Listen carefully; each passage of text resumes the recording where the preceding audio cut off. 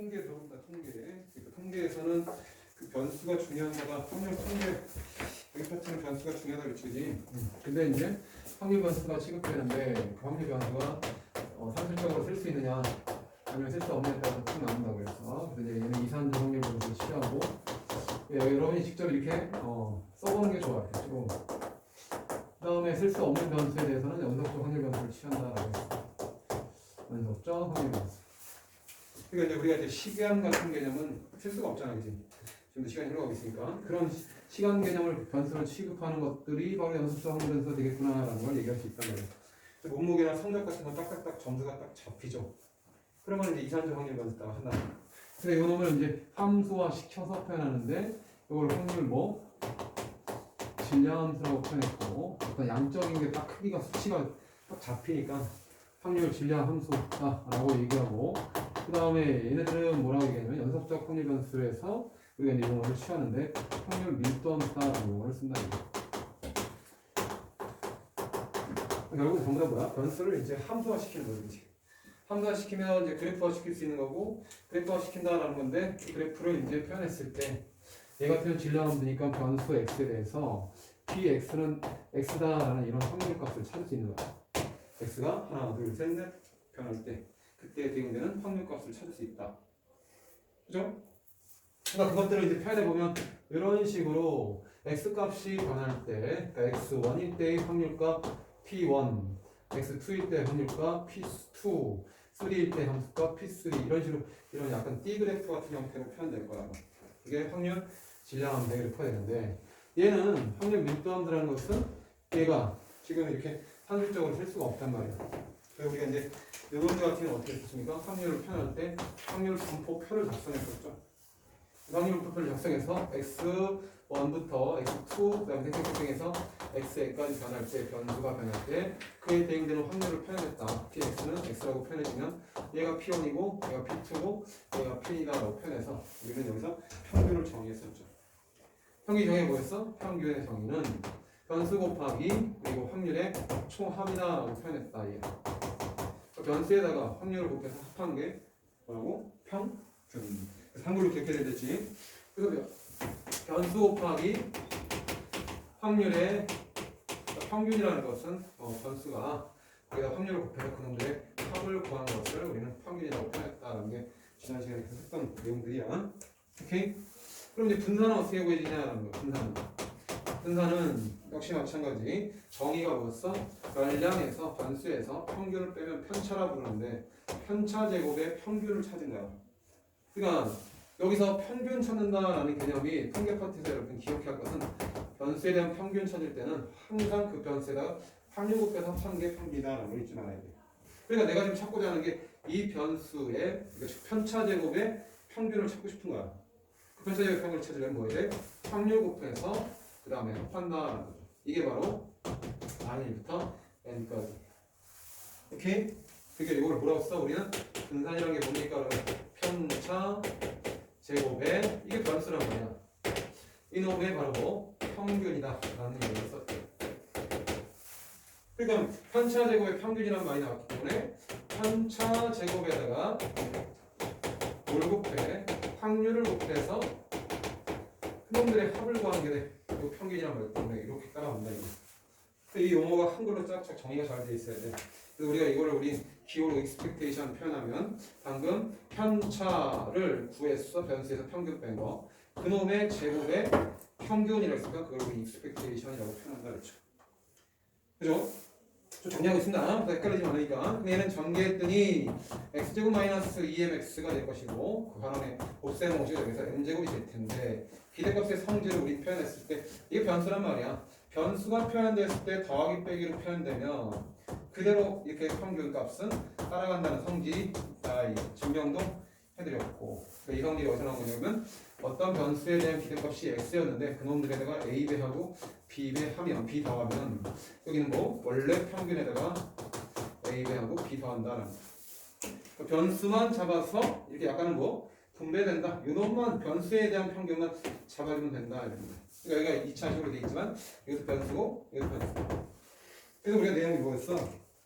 이게 평균이잖아. 그러니까 2m제곱에서 m제곱 더하는 거니까 그래서 우리가 이 x에 대한 제곱, 열량 제곱의 평균에서 원래 평균 이게 m이니까 2m제곱 그러니까 마이너스 m제곱 원평균 제곱 뺀다라는 식이 만들어진다라는 거야. 이게 분산의 뭐야? 응용 공식. 그래서 이것도 한글로 기억해야 되지. 변수를 뭐에 전부 다 제곱시켜서 그놈들의 뭘 찾는가? expectation 바로 이놈들의 평균을 찾는 거야. 그 평균 찾아서 거기서 원평균. 원평균이라는 건 바로 뭐냐면 2x 변수 x 제곱하기 1000. 그냥 깔끔하게 그 변수의 평균. 그 변수 원래 평균의 뭐야? 제곱을 뺀다라는 거. 원평균 제곱이라고 표현하면 되죠. 이게 바로 분산의 응용 공식이다. 오케이? 그래서 여러분이 이제 이렇게 이산적으로 확률 변수를 취하는 것 중에서 뭐가 있었냐 그러면 여기서 이제 따라오는 거죠. 이렇게 잠시 따라와. 뭘 따라와? 시행 횟수. 횟수와 관련된 거겠죠. 반복적으로 시행하는 걸 우리 무슨 시행이라고 그래? 독립 시행이라고 표현할 거 아니에요. 그러니까 서로 영향을 미치지 않는 시행이니까 그냥 반복적으로 시행하면 우린 그걸 독립 시행이다라고 표현했는데 독립 시행하고 이항분포하고 여러분이 기억해야 될 게 있죠. 독립시행의 확률은 뭡니까? 라고 하면 혼동하지 마셔야 될 게 독립시행의 확률은 n번 시행 시 n번 시행했을 때 그때 r번일 확률 찾는 게 독립시행의 그 확률이에요. 그래서 우리는 이걸 어떻게 표현했어?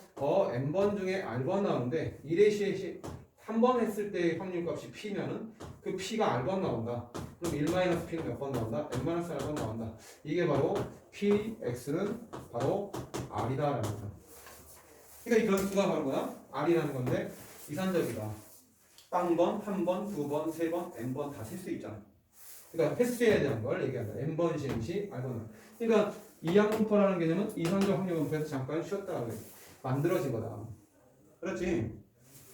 그러니까 우리가 이제 이항분포라는 건 뭡니까? 그러면 이제 n번 시행했을 때 r번 나올 확률 찾는 게 아니라 n번 시행 시 r번일 그 횟수 찾는 거야. r번이 뭐 동전을 뭐 10번 던졌을 때 주사위에 뭐 동전을 던졌을 때 앞면이 뭐 3번 나와. 3번 나오는 그 경우의 수 찾는 거. 그 경우의 수 찾는 거. 그 경우의 수를 기대할 수 있는 그 기대값을 찾는 것을 이항분포라고 한다. 이게 r번일 경우의 수. 그쵸? 약간 표현이 다르다. 여기는 확률 찾는 거야. 그럴 때 우리 콤비네이션 썼어. 확률값을 찾았어. 라는지.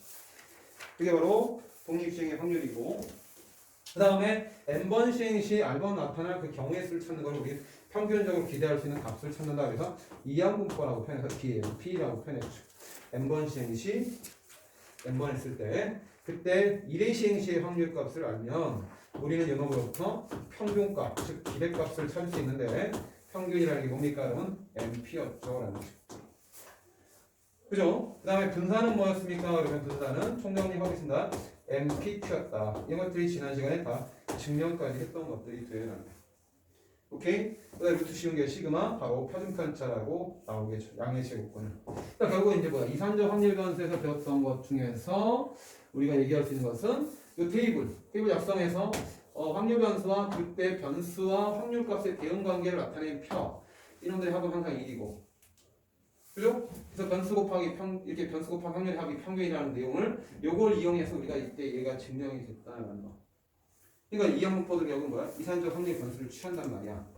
그럼 이제 이산적인 것만 있어 변수가? 아까 좀 전에 얘기했던 대로 이게 연속적인 확률 변수로 취급하게 되는 거. 그러니까 시간이 흘러감에 따라서 뭐 변화가 어떻게 되는지 그리고 추이를 예측할 수 있는 거죠. 그러니까 통계라는 건 결국 비교하는 거에 목적이 있다라고 했어. 집단과 집단 간의 비교에 관한 놈이 바로 통계의 주 목적이다. 그러니까 여기서 이산적 확률 변수를 배웠을 때 선생님이 지금 얘기했던 대로 어떤 한 변수가 나타날 확률을 구하라 그러면 이런 식으로 표현된다고. 뭐 약간은 D그래프처럼 이렇게 표현되죠. 근데 연속적 확률 변수로 표현될 때는 이렇게 변수가 촘촘하게 움직이는 거야. 연속적으로. 그죠? 하나도 빠짐없이 쭉 채워진다고. 그때 그 대응되는 함수, 그 확률값을 표현하는 게 바로 확률 밀도함수다라고 표현된다고. 알겠습니까? 그래서 얘는 뭐야 물어보면 y는 fx라고 표현되는데 이 x값 하나에 대해서 대응되는 함수값이라고 표현한다고. 저거를 뭐라고 불러? 확률 질량함수라고 표현한다. 그럼 우리가 이제 얘기하는 건 뭡니까? x의 범위가 연속적으로 a부터 b까지 주어진 상태. 그러니까 이 변수가 취할 수 있는 범위가 제한돼 있어. 이렇게 제한된 범위에 있으면 우린 그때 이 변수가 취할 수 있는 범위 내에서의 확률의 그 총합을 구하고 싶은 거라고. 이건 뭡니까? 그러면 바로 인테그랄 a부터 b까지 저 fx를 바로 거다. 적분한 거다. 그러니까 변수가 취할 수 있는 제한 범위가 a부터 b까지이기 때문에 그 안에서 나타날 수 있는 확률의 합은 얼마야? 그러면 당연히 1이죠. 알겠죠? 그러니까 확률의 총합을 표현해. 그러니까 단지 시그마로 표현할 것이 i가 1부터 뭐 100번까지 시행했을 때 xi와 그 다음에 pi를 곱하면 이건 평균인데 변수가 안 곱해지고 그냥 pi만 합쳐라 그러면 당연히 1이죠 라는데 어색함이 없다 이거. 이건 제한 범위가 얼마야? 3번부터 100번까지라는 제한 범위를 준 거죠. 빵번부터 해도 상관없고. 오케이? 그러니까 어쨌든 전체 범위에 따라서 확률의 총합은 1을 낸다는 건 똑같은데 단지 시그마로 표현하는 것은 이산적인 확률 변수, 그 다음에 인테그랄 표현하는 것은 이 확률값들의 합, 확률값들의 합을 의미한다라는 걸 얘기하는 거야. 그 확률 밀도함수라는 표현을 왜 썼느냐? 꽉꽉꽉 채워져야 된다라는 거야. 그럼 여러분은 여기서 이제 얘기할 게 뭡니까? 물어보면 선생님이 지금 이런 얘기를 할 수 있는데 이놈이나 제한 범위가 a부터 b까지라고 표현했을 때 우리는 인테그랄 a부터 b까지 표현하면 되는데 p, a가 이렇게 x부터 b까지일 때 확률값도 여기서 등호가 빠졌을 때도 1이라고 볼 수 있느냐라는 개념이 된다고. 그러니까 뭐야 얘기하는 확률 밀도함수 이렇게 a부터 b까지 꽉꽉꽉 채워진 여기에 적분값들이란 말이야 이렇게. 근데 어떤 한 선에 대한 적분값을 물어본다 그러면 그냥 얘도 확률값을 취할 수 있는데 확률 밀도함수 우리 뭐 보였죠? 인테그랄 0부 a부터 a까지 어떤 함수를 적분했을 때 제자리역분이라는 개념을 배웠죠. a에 대응되는 함수값이 분명히 있음에도 불구하고 이거 얼마로 정했습니까? 0이라고 정했죠. 그러니까 결국은 등호가 있든 없든 간에 확률값이라는 것은 차지하는 비율을 얘기하는 거니까 근사적으로 우린 1이라고 얘기한다 이게. 그러니까 여기 등호가 있든 한쪽에 등호가 있어? 이쪽은 없어? 그래도 얘는 얘를 탄다라고 얘기한다라는 거. 알겠지?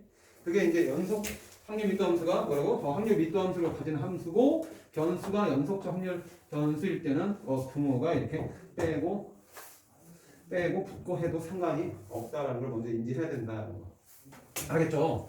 그래서 여기 똑같이 적용되는데 그래서 이제 이놈을 한글로 썼는데 자 이제 연속적 확률 변수일 때는 어떻게 표현될 것이냐라고 표현해 보면 여러분이 이제 여기 엄마 아빠 때는 다 배웠는데 우선 교과이 바뀌면서 적분으로 표현되는 건 뺀다고 그랬죠. 하지만 표현을 해볼 수 있다라고 했어. 이 확률이 머릿속에 들어가 있으면 평균이 뭐야? 변수가 저렇게 연속적 변수면 시그마가 아니라 인테그랄이 나옵니다.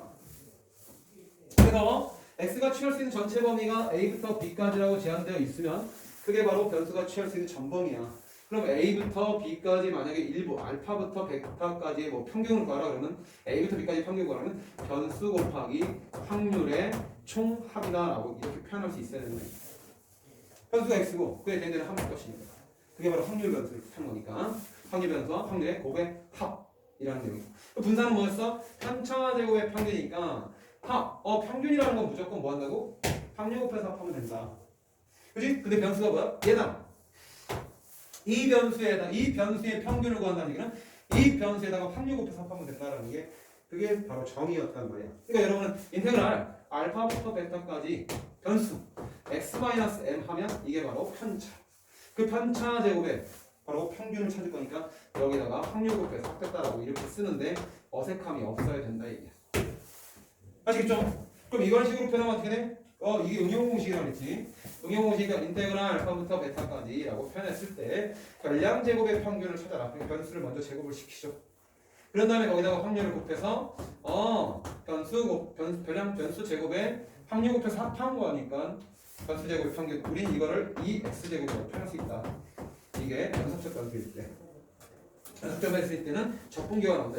빼기를 얘는 원평균이니까 인테그랄 알파부터 베타까지 변수 곱하기 확률의 총합인데 그놈을 제곱해라라고 했을 때 이런 식으로 표출이 된다. 이거를 우린 뭐라고 부른다? EX의 전체 제곱, 평균의 제곱, 원평균 제곱이라고 표현한다라는 거예요. 알겠죠? 그래서 확률값이 뭘 뜻한다고? A부터 B까지 해서 여기 알파, 베타를 국한시켜버리면 알파부터 베타까지 나타나는 확률은 바로 이 면적을 뜻한다라는 거죠. 왜? 확률은 항상 양수를 뜻하니까 넓이 개념하고 접목을 같이 실을 수 있다. 오케이?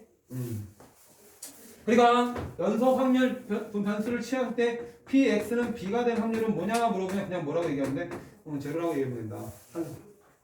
한대에서 변수가 연속적으로 표현됐을 때 이런 내용들을 기억하셔야 돼요. 그러니까 등호를 마음대로 빼고 넣을 수도 있다라는 개념. 같은 확률값을 쓴다라는 거죠. 그래서 이제 이런 개념을 배워서 이제 요게 싹 내용이 정리가 되어 있어야 되고 그 다음에 여러분들은 이제 뭐해? 통계를 보다 보면 분포가 굉장히 적게 나오거든? 선생님 분명히 이거 확률 파트 얘기할 때 도수분포를 얘기했어. 도수분포도 확률 분포의 한 일종이라고 보시면 되고 이걸 이제 확률 분포로 만들었죠. 그 확률 분포에 지금 이제 여러분이 이제 처음으로 나오는 분포가 하나 있는데 그게 바로 정규분포라는 개념이 나와. 정규분포. 나중에 통계학을 공부하다 보면 이게 제일 많이 쓰는 거거든요. 일상적이다. 정규가 뭐야? 노멀이란 말이야. 평범한. 일상에. 이런 노멀 디스트리뷰션을 바로 뭐라고 한다고? 정규분포라고 한다.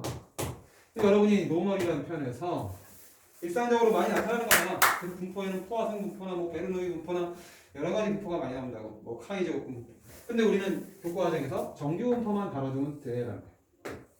그럼 정규분포라는 게 뭡니까? 그러면 정규분포, 분포라는 건 결국 뭐였어? 좀 전에 여기서 뭐 있어? 이렇게 넘어오기 전에 배웠던 게 뭐 있냐면 이상적인 걸 먼저 배웠단 말이야. 그래서 변수와 그 다음에 확률의 대응 관계를 표해서 곱해서 합친 게 OK 평균이다라고 배우면서 이렇게 넘어왔죠. 그 다음에 시행 횟수가 나타났을 때 BMP라고 표현할 때 N번 시행 시에 그때 1회 시행 시의 확률값을 표현했을 때 평균은 MP다라고 표현해서 이항분포를 얘기했죠. 근데 여기는 다 뭐야? 이산적인 거에 대한 걸 얘기했으니까 이제 연속적인 거에 대해서 또 넘어와서 뭐라고 얘기했어? 평균이라는 것은 인테그랄 전범위 A부터 B까지가 확률 변수가 취할 수 있는 전범위일 때 변수 곱하기 확률의 총 합이다라고 표현하는 건데 여러분 국가에서 이렇게 표현을 하진 않고 있다라는 거죠.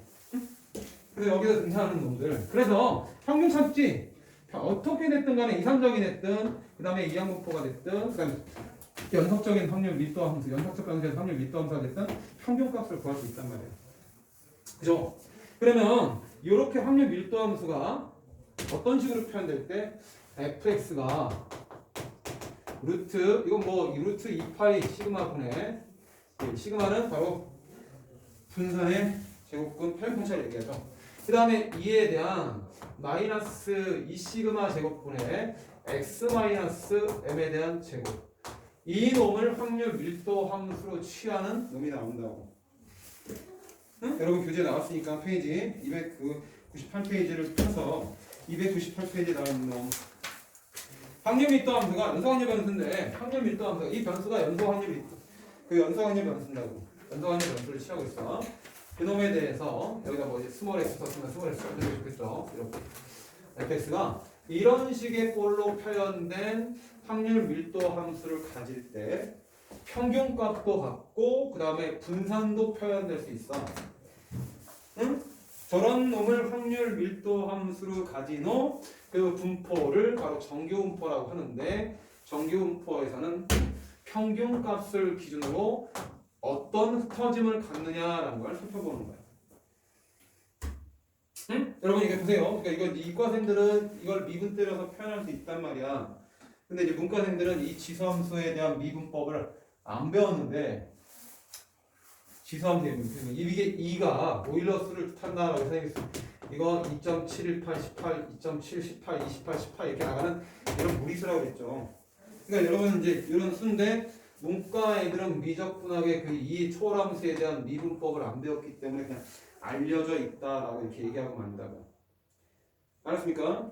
그래서 잠깐만 이게 이과적인 얘기를 살펴보면 얘를 미분하면 어차피 이렇게 루트 2파이 시그마분의 1 될 거고 그 다음에 지수함수 미분법은 일단은 그대로 쓰니까 2 시그마 제곱분의 x 마이너스 m에 대한 제곱이 될 것이고 그럼 곱하기 지수 미분하는 거죠. 지수 미분하면 마이너스 2 시그마 제곱분의 얘는 2배 x 마이너스 m이라고 표현할 수 있다. 그렇지? 근데 우리는 뭐야? 우리가 이제 이렇게 이때서 들어 얘가 항상 양수야. 그러니까 우리 도함수가 0 되는 거 찾는 거니까 도함수의 부호와 관련된 건 요거밖에 없어.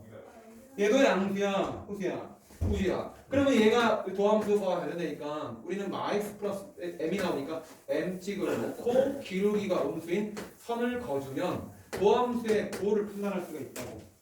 그러니까 뭐에서? 양에서 음으로 바뀐다. 기울기 음인 선 나온다고. 그럼 얘들아 어떻게 돼? 이런 식의 오케이 증가하다가 감소하는 형태가 나올 수밖에 없어. 그죠? 그지? 그래서 x는 m일 때 이 원함수의 그래프는 항상 최고점을 찍을 수밖에 없어. 이걸 수학적으로 해석한 거야. 평균적으로 제일 많이 나타나잖아, 확률값이. 그지? 그러니까 그래서 일상생활에 나타나는 보통의 노멀한 분포를 얘기한다, 얘기야. 그래서 우리가 요 이니셜 빼가지고 n 평균값을 기준으로 흩어짐성, 분산이라는 것은 얼마만큼 평균값으로 흩어져 있는지 정도를 나타낸 3포도의 일종이거든. 그래서 여러분이 지금 이런 놈의 그 함수식 자체를 기억할 필요는 없어라는 거야. 근데 선생님 강조하고 싶은 게 뭐냐면 여기 지수에 나오는 요식 요거는 조금 기억을 해놓는 게 좋아라는 거야. 응? 저 시그마분의 결국은 얘 보면 알겠지만 여기 분홍색 핑크 했던 요놈들을 정리하면 마이너스 2 곱하기 2분의 1 곱하기라고 표현할 수 있고 이놈은 시그마분의 x 마이너스 m에 대한 전체 제곱이라고 표현할 수 있단 말이야. 그죠? 요놈이 굉장히 중요한 역할을 해.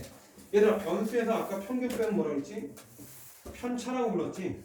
그 편차를 표준 편차로 나눈 값을 우리는 표준화 변수라고 얘기한다. 이놈을 우리는 표준화 변수 바로 Z라고 얘기한다. 그러니까 왜 이거를 Z라고 잡으면서 또 다른 함수성립 밑도함수를 만들어내는 과정을 여러분이 이해를 하시면서 그 다음에 이제 Z는 이런 거야. 표준화 변수의 정의가 뭐야? 표준화 변수의 정의는 바로 표준 편차에 대한 편차의 비율이다라고 생각하면 된다고.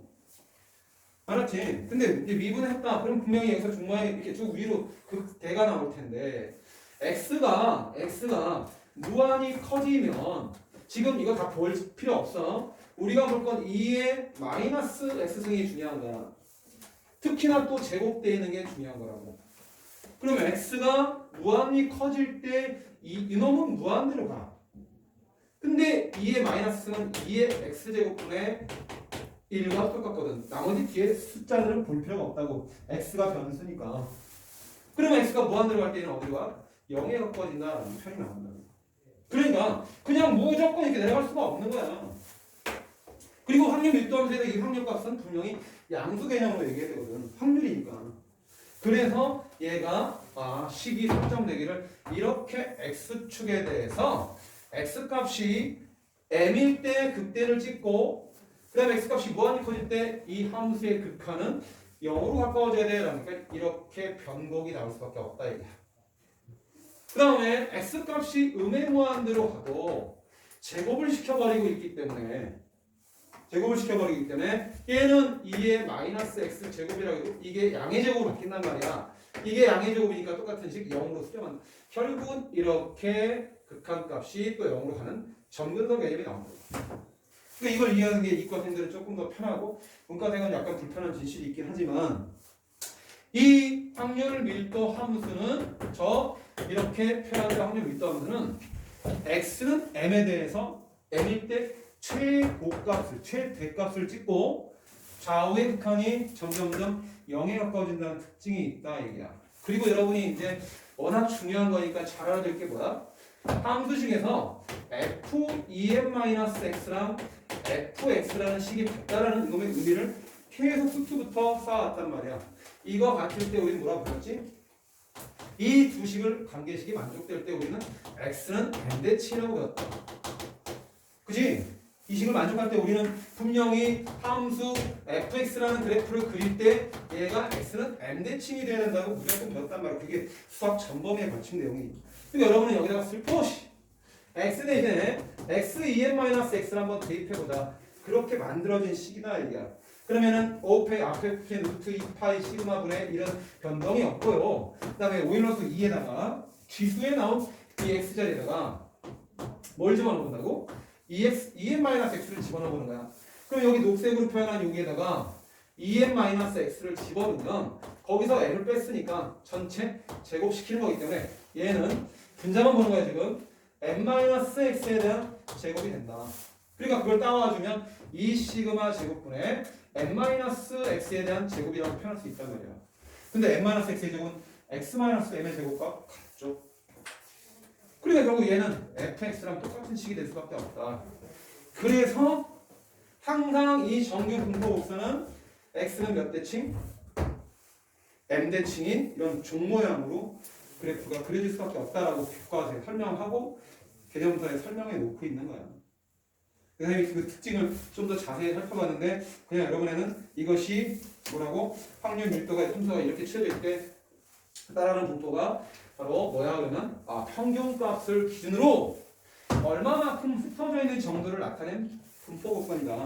이 분포 곡선을 바로 정규 분포 곡선이라고 한다 이거야. 알겠죠? 그러니까 이 식 자체는 기억을 못해도 정규 분포 곡선의 특징은 기억을 해야 돼. 변수가 평균일 때 최대값을 갖고 그 다음에 종 모양인데 좌우가 x는 m 대칭이라는 확률을 갖고 있다.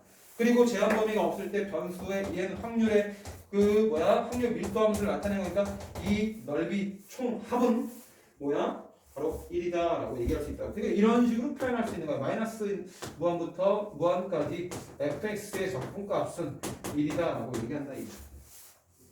근데 여러분 교과서에 이런 표현은 하지 않는다. 그냥 이 윗부분 면적의 총합은 1이다라고만 설명하고 만다. 알겠지?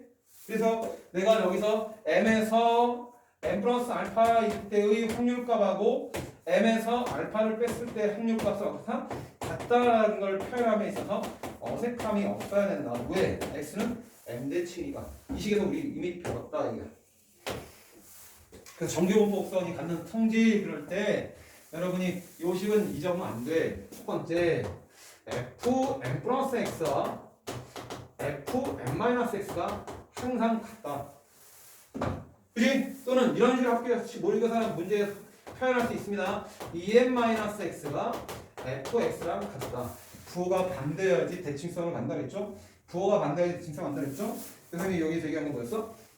이 가로 안에 있는 정의역 변수 그 두 개의 합의 중점. 합의 중점이 m이야. 합의 반이 m이야. 얘네 둘 다 모두 x는 m 대칭을 의미하는 식이다라는 걸 잊지 말아야 된다 이거. 어떻게 표현해서. 오케이?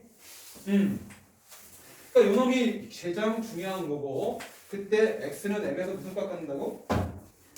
최대값을 갖는다라는 성질이 여러분이 알려져 있으니까 그 다음 페이지 쭉 넘어가서 페이지 하나씩 299쪽에 정규분포 곡선의 성질 이 놈을 머릿속에 여러분은 입력을 하셔야 돼요라는 그림을 종모양의 곡선이 나온다.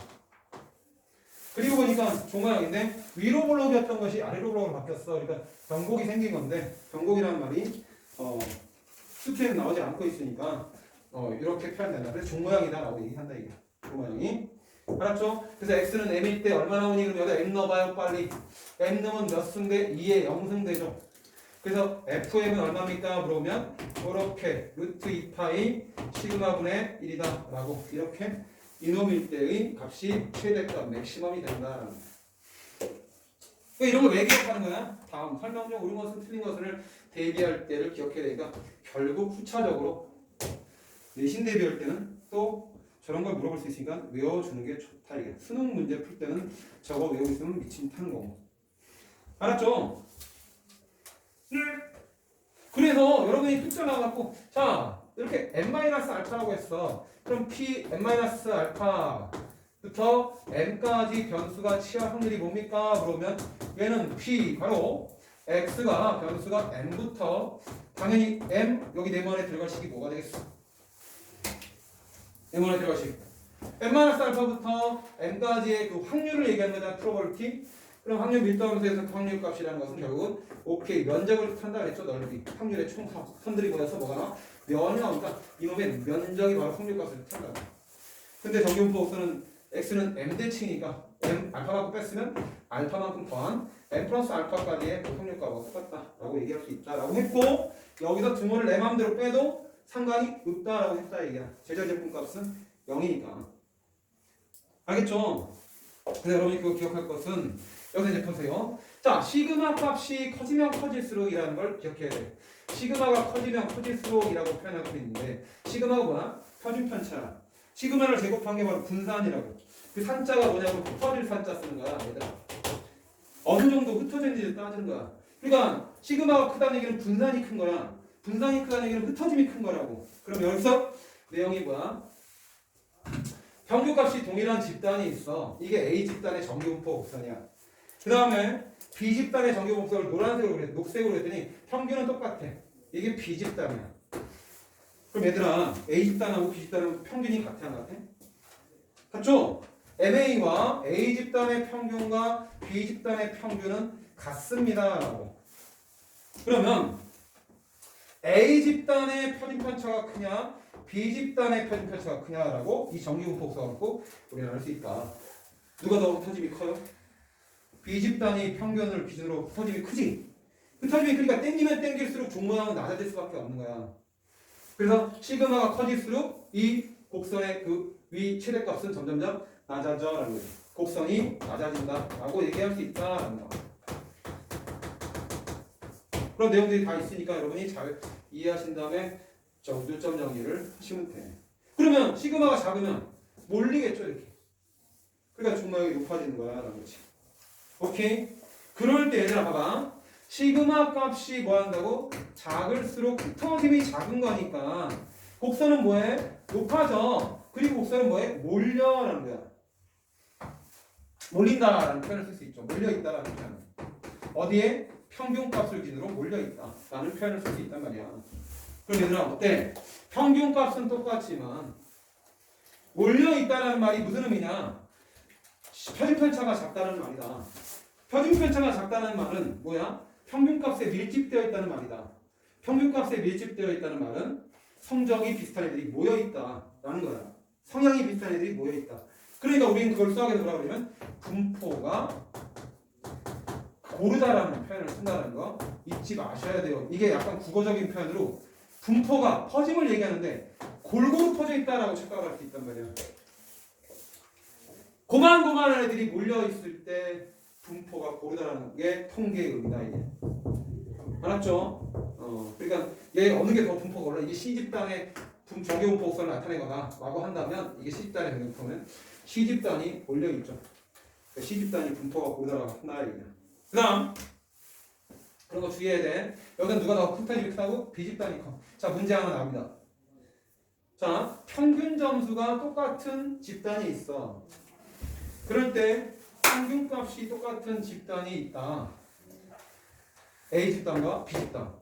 A반, 일반 학생, 1반과 2반의 그 수학 성적을 나타낸 분포야. 이럴 때 교내 대표로 1반을 보내야 될까? 2반을 보내야 될까? 그런 걸 따질 때. 그러면 어디를 따지는? 여기는 보면 뭐라고? 평균값을 기준으로. 지금 평균값이라는 말은 지금 선생님이 얘기했던 언어가 바로 점수에 대한 변수를 얘기한 거야. 그죠? 수학 평균값은 똑같단 말이야. 근데 여기 면적을 보세요. 2반의 그 상위권 비율이 더 많다는 뜻이지. 이해돼? 그러니까 여러분은 여기서 1반에 대한 확률 이 비율보다 2반에 대한 확률 그 상위권 비율이 더 높기 때문에 우리 2반을 출전시키는 게 맞죠 라는 걸 얘기할 수 있다고.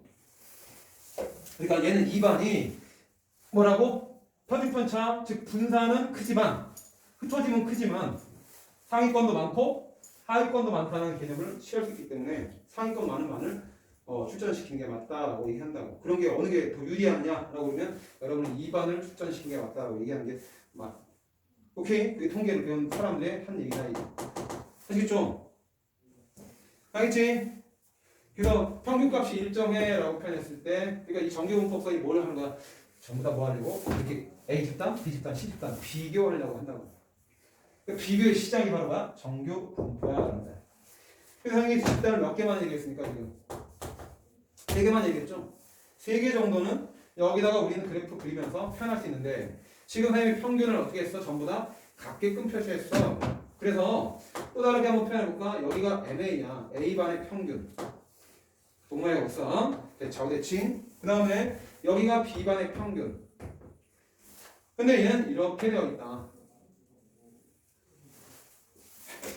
자, 누구의 반의 평균 점수가 더 높아?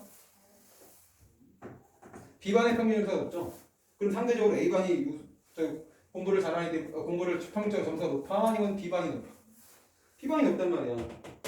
그죠? 그죠? 그러면 여러분이 여기서 봤을 때, 자, 이 높낮이 갖고 보는 거야.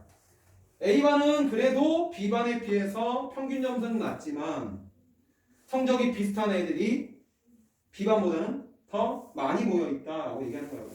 그러니까 누가 더 분포가 고라? A반이 분포가 고르다라고 얘기한다. 이게 B반보다 분포가 고르다. 그러니까 분포가 고르다라는 표현이 뭡니까? 라고 하면 흩어짐이 적다라는 거. 흩어짐이 적다라는 건 바로 편차나 분산이 작다라는 의미가 된다. 이게. 알겠지? 그 내용들을 쫙 깔아놓고 설명하고 있으니까 그걸 보시면 됩니다. 그래서 여러분이 이제 아까 내가 써놨던 거 있죠? 이거 한번 써봅니다. 이거 한번 써보시고 여기서 이제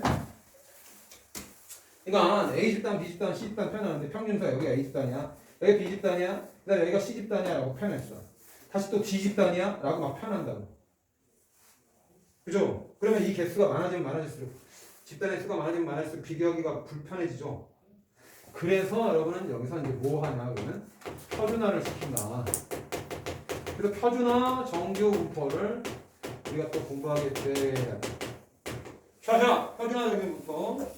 그러니까 표준화 정규 분포는 여기서 우리가 중요한 게 뭡니까? 그러면 확률 밀도 함수가 다 여기가 연결되는 거야. 얘들아. 그 루트 2파이분의 1 그리고 2에 대한 마이너스 2분의 바로 Z제곱이다라고 표현하면서 이렇게 확률 밀도 함수를 여기 Z라고 써야겠네. 변수가 Z니까 확률 밀도 함수가 이런 식으로 표현된 그 확률 밀도 이런 식으로 표현되는 그 분포를 표준화 정규 분포라고 한다고. 그러니까 여기에 나와 있는 뭐 수십 개의 그 데이터들을 전부 다 평균값을 얼마로 0으로 만들어서 표준화 정규 분포 곡선을 만들면 모두 다 평균값을 제로화 시키는 거야. 그러면 높낮이 가지고 아 누가 더 흩어짐이 크다 작다라는 걸 판단할 수 있단 말이야. 그러니까 이거보다 이게 더 보기가 더 편하죠. 표준화가 훨씬 더 비교가 용이해진다라는 표현을 쓸 수 있는 거라고. 그때 이 Z라는 놈이 아까 말씀드렸던 Z가 뭐였습니까? 그러면 시그마분의 X 마이너스 M이다라는 게 이게 바로 표준화 변수가 되는 거야. 응? 평균 얼마를 잡아? 0으로 잡는다. 여기서의 평균은 뭐였어? 라고 그러면 그냥 2x라고 얘기하시면 돼요. 여기서의 분산은 이 VX라고 얘기하시면 된다고. 정규분포에서. 그런데 내가 지금 변수를 어떻게 했어? 편차를 표준편차로 나눴죠.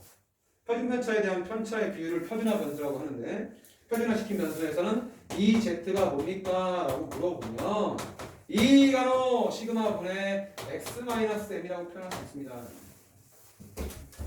그럼 얘는 뭐가 돼? 아까 그랬지?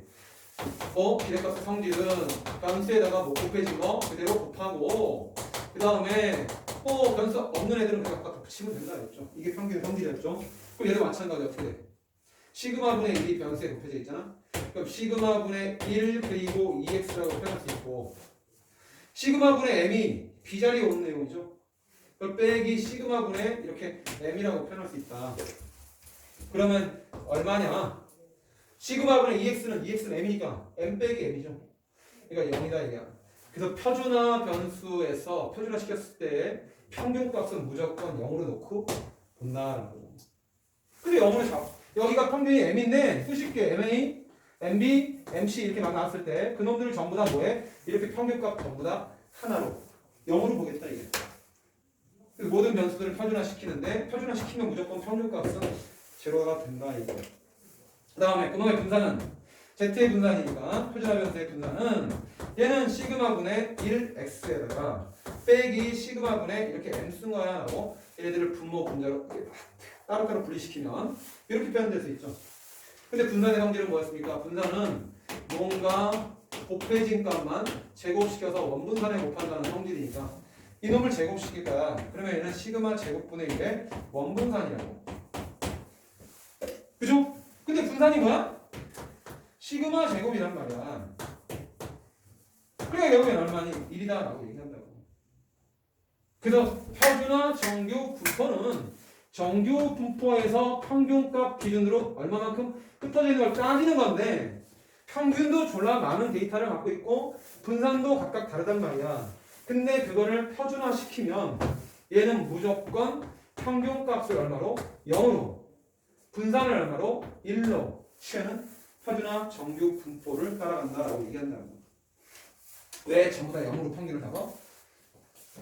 이 변수를 Z라고 잡으면 그놈의 기대값 평균 0 나올 수밖에 없고 그놈의 분산은 1 나올 수밖에 없다라고 매칭을 시켜버리는 거야.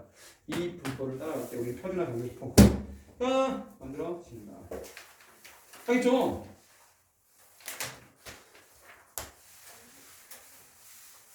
그래서 얘들아 얘도 그럼 당연히 대칭해야 돼 아니어야 돼?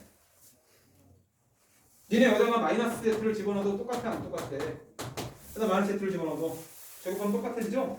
결국은 플러스 X 플러스 Z 집어넣나 마이너스 Z 집어넣나 똑같으니까 여기는 변수가 X였다면 변수 X에 대한 여기는 변수가 누구야? 여기가 변수 X에 대한 논리였다면 여기는 변수가 Z에 대한 논리로 바뀐다. 이게 Z축으로 바뀐다고. 알겠죠? 그래서 얘도 X는 뭐 대칭? 바로 제로 대칭. 평균에 대해서 좌우 대칭인 중모의 곡선은 그대로 유지하게 돼라는 거예요. 그리고 M이 얼마일 때? 0일 때 제일 높은 확률값을 뜻하고.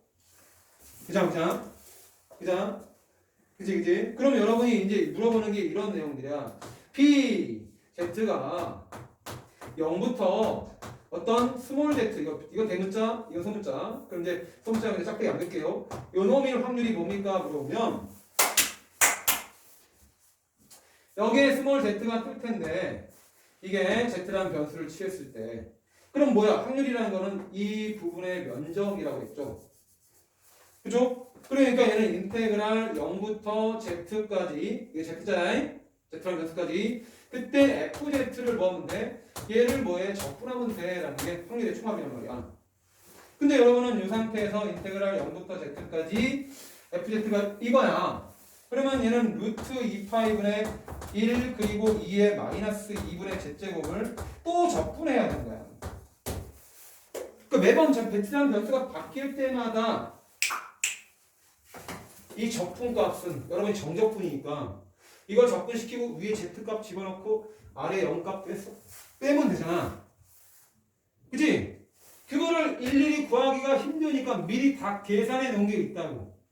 그게 여러분이 바로 뭐야? 표준화 거기 표준 정규 분포라고 돼 있는 표준 정규 분포 표가 나온다고. 그래서 수학 시험 문제에서 표준 정규 분포 표가 이게 항상 따라다닙니다.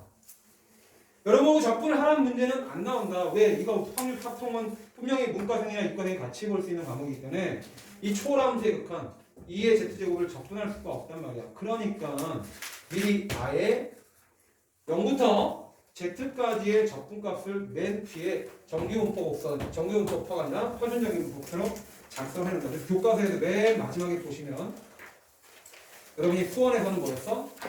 제곱분표, 상현도분표 이런 거 주어져 있던 거, 상가분표 주어져 있던 것처럼 표준 정규분포가 나온단 말이에요. 그런데 표준 정규분포에는 어떤 항계를 갖고 있나 보세요. 얼마부터 얼마까지 쭉 표현되어 있어?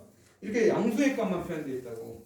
그래서 여러분이 거기서 1.9, 0.062 이게 세로선이고 이게 가로로 표현된 데이터인데 Z값이 1.96이라는 말이 무슨 말인지 하면 얘는 P, Z라는 그 표준화 정규 변수가 요놈이 바로 1.9642일 때, 즉 종모양의 곡선에서 평균은 0인데 Z로 표현된 게 1.96이라고 표현됐을 때 그때의 확률값, 즉 이 정적분 값을 미리 나타낸 거야. 그러니까 1.9하고 0.06이 만나는 그 수치라는 것은 바로 평균 0부터 Z, 표준화 변수 1.96까지의 그 확률값을 표현해 놓은 거라고.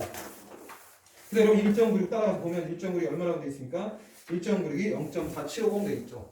이게 왜 1.96 던졌을까? 0.4750 이렇게 되어 있다고. 자, 봐봐. 근데 평균값에 대해서 좌우 대칭인 게 표준하고 방풍프레임에 그럼 여기 마이너스 1.9 이렇게 되겠죠. 그치? 그럼 얘들아 여기부터 여기까지 적분값 얼마니 물어보면 여기 0부터 적분값 양수까지 적분값 찾는다면 몇 배 하면 돼? 2배 하면 되지? 그래서 이 z값을 우리는 z값을 음수 범위를 주지를 않는 거야. 알겠습니까? 양수 범위만 줘도 대칭성을 이용해서 풀 수가 있으니까라는 거야. 그러니까 만약에 p 마이너스 1.96부터 z가 취해지는데 그게 0까지 1일 때까지의 확률을 찾아라 그러면 얘는 p 대칭성이니까 마이너스 1.96부터 z가 취해지는 게 0까지의 확률에다가 p z가 0부터 1일 때까지 확률을 더하면 된다. 근데 이마가 뭐가 똑같아? 이놈하고 똑같은 거라고. 그러니까 여기 0.47로 가고 여기서 얻어지는 값하고 더하면 그게 확률과 합치는 거야. 그 선생님이 뭘 얘기하냐면 이 수치가 추정할 때 또 여러분이 또 기억을 해야 되거든. 그러니까 뭐냐? 잘 한번 보세요. 여기 확률값이 얼마라고? 0.475야. 여기 확률값이 얼마야? 0.475야. 0.475 더하기 0.475 얼마? 0.95죠? 0.95죠? 이거를 우리 퍼센트로 표현하면 몇 퍼센트야? 95%라고 수치로 표현할 수 있죠. 95%를 암시하는 z값이 바로 1.96이라는 z값이 표현된다는 걸 미리 한번 던집니다. 나중에 어디 수정할 때 이놈들이 왜 1.96이 도출되고 있는지를 보는 거라고. 알겠지? 그래서 뭐 표준화 시키면 다시 한번 결론을 얘기하면 표준화 정규 분포표가 등장한 이유는 얘를 인테그랄 0부터 z까지 접근하기가 너무 어렵다. 그러니까 미리 값을 구해주고 그거를 문제를 풀어라 라고 값을 찾아라 얘기야. 알겠죠? 나올 때마다 접근하는 게 아니라 어차피 위끝 대입하고 아래끝 대입하는 건 똑같으니까 이걸 정적분 시켜서 위끝 대입하고 아래끝 대입해서 뺀 거니까 값이 일정하게 나올 거라고. 여기 어차피 상수로 표현될 테니까 1.96처럼 그걸 미리 다 조사해 놓은 거라고. 한가운표처럼. 알았죠? 그래서 결론은 뭐야? 모두 다 평균을 얼마로? 0으로 잡아서 표준화 시킨다. 그래서 분산 가지고 분산은 전부 다 얼마라고 했죠? 1로 만드는 게 표준화 작업이라 했잖아. 그지? 이렇게 작업해서 우리는 데이터들을 비교하려고 하는 거야.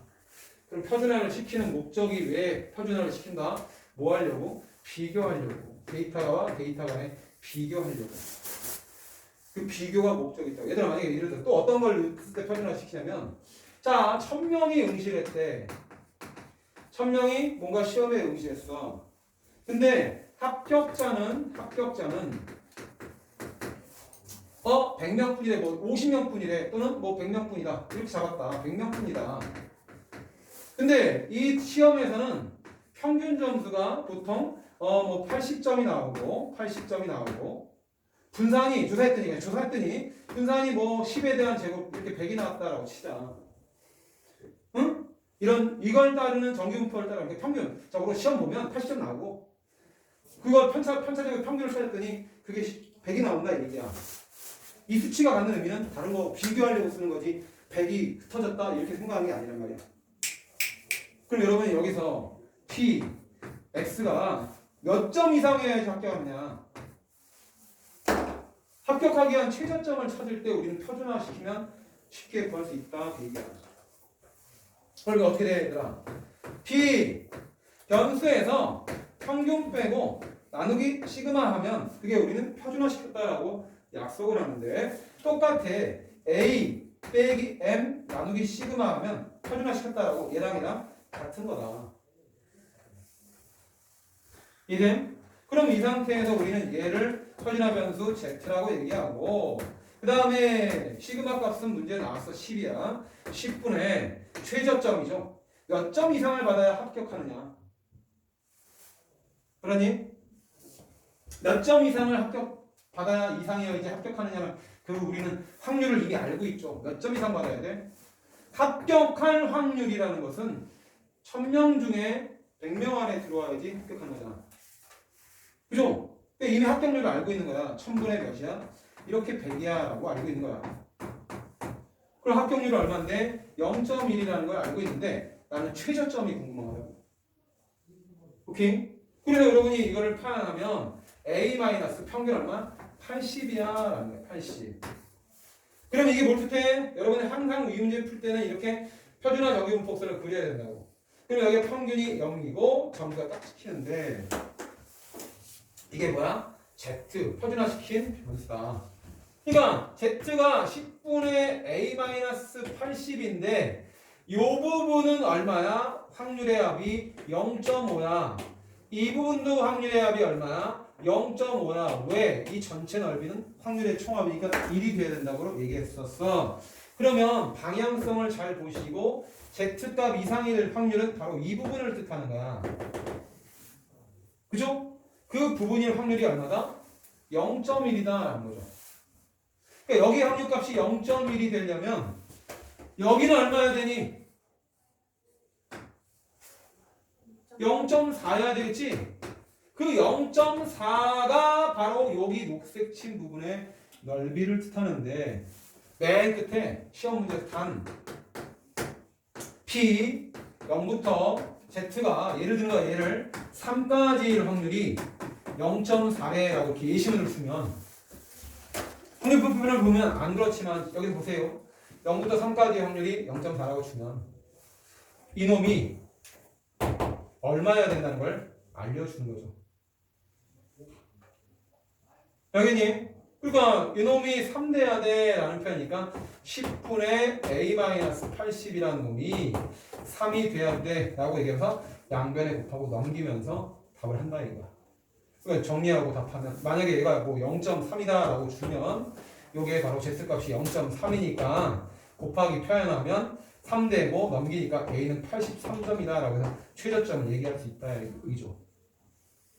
여기님 표준화시키는 목적은 뭐라고? 비교하거나 또는 내가 그 합격하기 위한 최저 컷라인이나 그 다음에 최고점 찾는 거 그런 것들을 표현할 때 우리가 표준화 정의분포화 시키면 수월하게 찾아낼 수 있다라는 내용들이 나온다 이게. 아시겠죠? 그래서 여러분이 거기 페이지 보시면 이제 내용들이 쭉 따라 나오고 있는데 문제를 풀으면서 이제 대응을 할 거야 라는 거야. 여러분은 이제 마지막으로 한 번만 싹 다 정리하면 자 확률 변수가 있는데 이게 뭐라고 얘들아? 무슨 연속적 확률 변수야. 그래야 확률 밀도함수가 나오는데 그 확률 밀도함수까지 외울 필요 없지만 fx가 뭐라고? 루트 2파이 시그마 분의 1 그리고 2에 대한 마이너스 2 시그마 제곱분의 x 마이너스 m 제곱을 따라갈 때 이런 확률 밀도함수를 취할 때 우리는 정규 분포를 따라간다고 생각했어요. 근데 얘는 이 그래프가 갖는 성질을 우리가 좀 전에 살펴봤지만 그렇게까지 자세하게 풀 게 없냐? 평균값 기준으로 분산, 흩어짐을 나타낸 분포야. 근데 종 모양이래. 그리고 m일 때 최대가 나오는데 라고 해서 이 그래프 형태만 여러분이 기억을 해주세요 라는 거야. 그래서 x는 m일 때 무슨 값? 최대값 나온다 라는 건데 x가 m이면 여기는 사라져버린 2의 양승이니까 요게 최대값이 된다 라는 거. 그죠? 그러니까 여기서는 변수 x에 대해서 평균과 분산이 잡히는 게 이게 바로 뭐야? 정규 분포 곡선과 정규 분포라고 얘기해 준다 이게. 이렇게 될 때 정규 분포라고 하고 이런 그래프가 될 때 정규 분포 곡선이라고 한다. 그러면 이제 변수가 뭐야? 여기서는 x가 변수야라는 거야. x가. 그렇죠? 그래서 야 여기서 확률 변수 취한 게 px가 알파보다 큰 확률을 찾아라 그러면 알파가 만약에 여기 있으면 여기부터 여기까지 그 적분값을 구하면 된다고. 넓이를 구하면 된다고. 그런데 니네가 이걸 적분한다? 안 한다. 그러니까 불편하잖아. 그러니까 무슨 시킨다? 표준화시킨다 이게. 또 표준화시키는 목적이 나온 거야. 얘가 뭘 탄다고? 인테그랄 알파부터 어디까지? 무한대까지 접근하는 거야. 이거 인테그랄 알파부터 무한까지 저 fx를 접근한 값이 내가 찾고 가는 답이라고. 그죠? 근데 이렇게 하는 게 아니라 인테그랄 알파부터 n까지 fx 접근한 다음에 n부터는 무조건 확률값이 m 이상일 때 0.5가 반취해지니까 요것만 찾아도 되는데 이거를 적분을 한다? 안 한다 이게. 알겠죠? 그래서 표준화를 시킨다. 그럼 표준화 시키면 얘는 평균값이 얼마? 0 잡히고 분산을 우리가 1로 만들어주는 그런 변수가 생기는데 그 표준화 변수가 원래 변수 확률 변수에서 연속적 확률 변수에서 평균 빼고 표준 편차 나눴을 때를 우리는 표준화 변수라고 한다고. 사람이 그래서 여기서 물어보는 게 이놈이 이렇게 나왔으면 이거 하는 게 아니라 이놈을 물어보면 표준화를 시켜버린다고. 그러면 변수 빼기 m 나누기 시그마니까 얘는 z로 바뀔 거야. 그러면 양변에서 똑같이 m 빼고 시그마 나눠도 부동이 안 바뀌니까 여기서 알파 빼기 m 하고 나누기 시그마 한다라고 하면 표준화 정규 분포 곡선이 그릴 텐데 0이 나올 거고 그 다음에 이게 스몰 z 값인데 그 z 값이 여기든 어디 찍힐 거란 말이야. 그럼 z 값이 만약에 이렇게 시그마분의 알파 마이너스 m이 찍혔다라고 치면 z보다 큰 확률은 0이다 이게. 그럼 여기라는 것은 어떻게 찾아? 0.5에서 인테그랄이 아니라 뒤에 표준화 정규 분포표를 봐서 0부터 z 값이 여기 시그마분의 알파 마이너스 m을 계산한 이 수치가 뒤에 정규 분포표에 표준화 정규 분포에 나와 있으니까 그거 찾아서 테이블 보고 빼면 된다라고 계산하는 거라고. 알겠니? 여러분이 뭐야? 실제로 접근한 게 아니라 적분한 값을 다 계산해 준 표가 표준화 정규 분포표다라고 생각하시면 된다 이게. 그래서 저기 페이지 306쪽을 펴면 왜 확률 변수를 표준화하는지 근데 중요 목적이 얘들아 2번 뭐 한다? 비교한다 이거 비교. 확률 변수를 비교하려고. 그래서 거기 예문 하나 갖고 볼까요? 뭐냐면 자, 한국은 그다음에 미국, 일본 이렇게 회사에 취업했는데 얘는 한국은 평균 몇천 달러를 준대. 응? 뭐 한 달에 뭐 1인당 연간 소득인가 봐. 그런데 3,000달러 준대. 그 다음에 얘는 얼마 줘? 52,000달러 준대. 그 다음에 일본은 얼마 줘? 6,700달러 준대. 따라 원이라고 써도 돼. 3천만 원 준대. 5,200만 원. 52,000만 원 준대. 3만 달러 3만. 52,000. 그 다음에 67,000 준대. 3천만 원 준대. 3만 달러 준대. 52,000달러 준대. 67,000달러 준대. 단위를 갖다 붙이기 나름이니까. 뭐 1인당 시급을 평균 3만 원 준대. 졸라 많이 주네. 52,000원 주네. 67,000원 주네. 그렇게 나왔단 말이야. 그럼 평균값 갖고는 일본이 제일 많이 주는 것처럼 느껴지잖아. 그지? 평균만 봤을 때는. 근데 그때 표준 편차를 보니까 표준 편차가 어떻게 돼 있어? 바로 얘는 뭐 2,000달러가 돼 있다. 그건 2,000원이다. 그 다음에 얘는 12,000달러다. 그 다음에 얘는 얼마다? 뭐 10,000달러다 라고 적었다고. 이렇게. 그럴 때 어떤 놈이 바로 소득이 지금 높은 거냐? 라고 이렇게 물어본다고. 1인당 소득이. 그럴 때 여러분은 이거 표준 편차가 갖는 평균값이 갖는 의미는 대체적으로 평균적으로 일본 싫어? 그럼 이제 복지가 잘 돼 있는 스위스 같은 경우 이렇게 예문 나와서 스위스가 복지가 잘 돼 있다. 평균 임금이 높다라고 얘기할 수 있단 말이야. 미국이. 우리나라 좀 적은 것처럼 보이죠. 3만 달러는. 근데 표준 편차가 어때? 우리나라 상대적으로 적습니다라고 데이터 조사할 수 있다고. 왜냐면 인구수도 적고. 그죠? 그럼 이런 상태에서 우리가 각 상대적으로 어느 나라가 평균 임금이 뭐 높냐? 1인당 그 소득이 수준이 높냐라고 이렇게 물어보면 우리는 이걸 뭐 해야 돼? 비교한다 이거 비교. 근데 여기서 이제 한국애가 실제로 평균 임금이 3만 원인데 한국애가 얼마를 받고 있대요? 한국애가 얼마를 받고 있어? 한국애가 35,000원 이렇게 35,000원을 받고 있대. 평균 이렇게 주는데 그 다음에 미국에는 7만 달러를 받고 있대. 그 다음에 실제로 87,000달러 스위스에서 받고 있대. 그럼 얘들아 칠판 봐봐. 상대적으로 더 높게 받고 있죠. 평균보다. 다 평균 임금보다 높게 받고 있지? 그러니까 얘가 지금 실제로 받고 있는데 그러면 평균 임금보다 높게는 받고 있는데 누가 상대적으로 우월하게 받고 있느냐? 그 나라에서. 그걸 비교하려고 하는 거야. 그럴 때 여러분 이 변수를 무슨 표준화시킨다 이게. 표준화시키면 이 변수 이게 x인데 그놈들에서 뭘 빼? 평균을 빼고 그 다음에 표준 편차로 나눠버리면 2000 나누면 이게 바로 표준화다. 그러면 미국도 마찬가지. 변수 7만에서 역시 5만 2천을 빼고 그 다음에 표준 편차가 얼마냐라고 했더니 표준 편차가 12,000이다 라고 해주면 이렇게 표준화시키면 67,000 87,000원에서 몇 빼고 67,000원 빼고 그 다음에 나누기 이렇게 만 해주면 표준화가 된다 이거야. 그럼 표준화가 되면 평균값 0을 기준으로 이게 Z값을 표현한 거잖아. 지금 전부 다 표준화. 그 Z값을 딱 구해놓고 정규분포 곡선에서 자 여기가 0인데 이 값이 양수야 그러면 제던 예를 들어서 제던 Z2, Z3들은 순서를 끊겼다 그러면 Z3가 훨씬 더 높은 변수를 취하겠죠. 그러니까 상위 그룹에 속한다라고 얘기할 수 있는 거야. 그 나라에서는. 그리고 여러분이 이걸 계산하는 거다. 계산해 5,000, 35,000에서 3만 뺐으니까 5,000이죠. 5,000 나누기 2,000 하면 2분의 5가 되겠죠. 즉 2.5가 나옵니다. 이건 얼마야?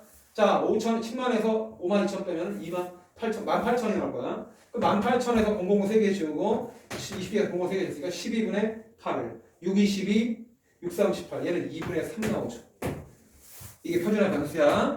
미국의 표준화 변수 이거는 한국의 표준화 변수가 되는 거야. 그러면 얘는 스위스의 표준화 변수는 이건 뭐야? 빼면 2만을 만으로 나왔으니까 얘는 2가 되죠. 그러니까 교과서도 이렇게 애국심을 실현할 수밖에 없는 거야.